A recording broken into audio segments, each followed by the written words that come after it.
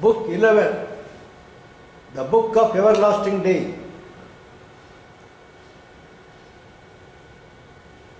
Canto 1, the Eternal Day, the Soul's Choice and the Supreme Consummation.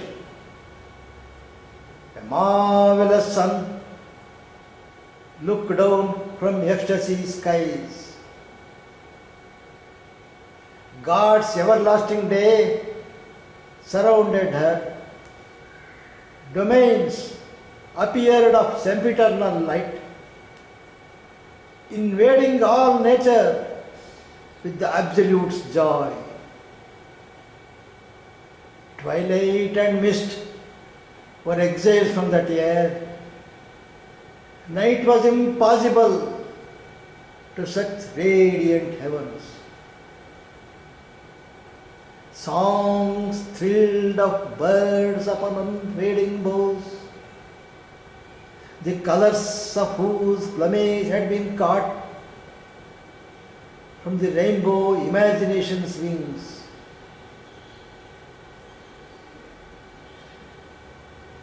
The golden bosomed Apsara goddesses in grooves flooded from an ardent disk of bliss that floated through a luminous sapphire dream in a cloud of raiment lit with golden limbs and gleaming footfalls treading fairy swords, virgin motions of bacchant innocences. See, this is a heavenly atmosphere where the gleaming apsaras move. Great ambience is being given. Who know their right for a dance of God, who hold linked in moonlit revels of the heart. Now, the Lord dwells in the three aspects of the spiritual Odyssey. The Virat, the King of Kings, of the outer nature of the entire cosmos, pervading the universe. This is the Virat's kingdom. Subsequently, the inner worlds are dominated by Hiranyagarbha, where he is the leader of the inner roads. Further deeper, when they go to the almost the highest level, is Prajna consciousness, where the wisdom only reigns there. Now, to start with, the world creates itself invincibly. For its body, the body of the Lord, and in its heart stands Virat, King of Kings. In him shadows his Param, the golden child, who in the sun-capped vast cradles his birth. Hiranyagarbha, author of thoughts and dreams, who sees the invisible and hears the sounds that never visited a mortal ear, discoverer of unthought realities, truer to truth than all we have ever known.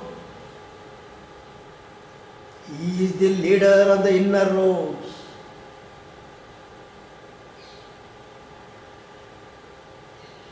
Then the Prajna consciousness, almost the highest realm. He is the wisdom that comes not by thought. His wordless silence brings the immortal word. He sleeps in the atom and the burning star. He sleeps in man and God and beast and stone. Because he is there, the inconscient does its work. Because he is there, the world forgets to die. He is the center of the circle of God. He is the circumference of nature's realm. His slumber is an almightiness in things.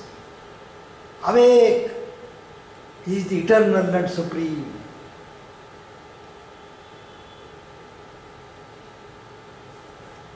Then, like an anthem from the heart's lucent cave,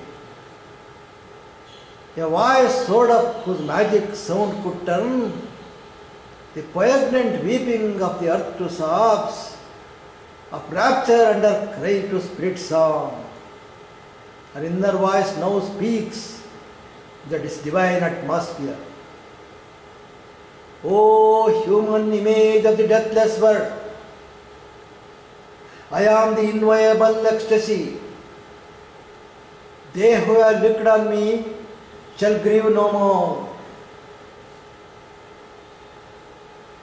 Heaven, in its rapture, dreams of perfect earth.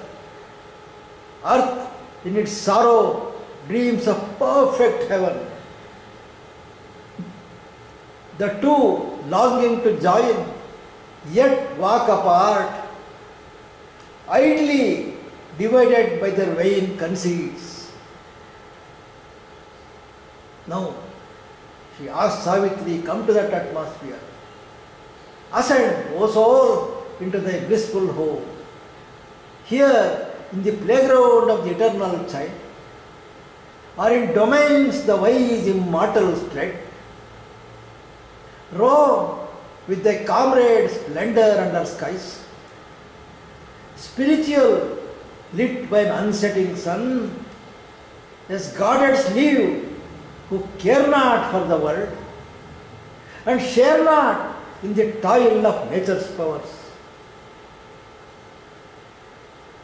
Absorbed in their self of ecstasy they dwell,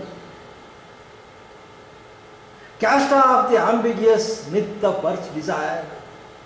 O immortal, to felicity arise. She asked Savitri, retain here, be one with us in the heavenly atmosphere.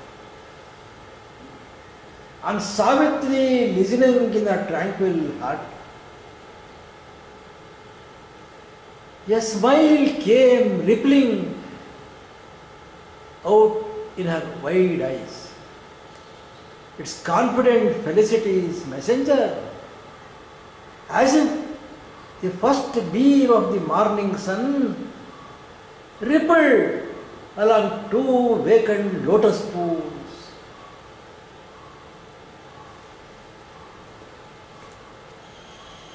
Two eyes with the bright light here there.